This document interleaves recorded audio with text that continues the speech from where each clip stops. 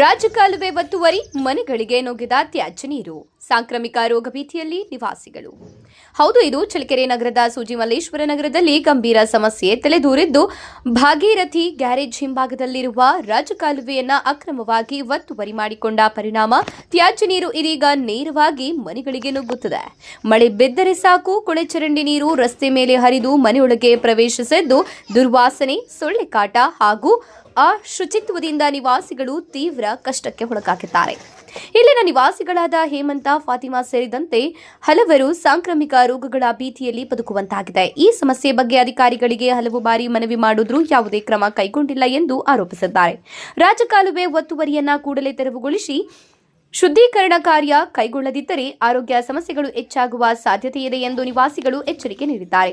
ಸಂಬಂಧಪಟ್ಟ ಅಧಿಕಾರಿಗಳು ತಕ್ಷಣ ಸ್ಥಳಕ್ಕೆ ಭೇಟಿ ನೀಡಿ ಶಾಶ್ವತ ಪರಿಹಾರ ಒದಗಿಸಬೇಕು ಎಂದು ಸಾರ್ವಜನಿಕರು ಆಗ್ರಹಿಸಿದ್ದಾರೆ. ಇದು ಜನಧ್ವನಿ ನ್ಯೂಸ್ ಚಳ್ಳಕೆರೆ.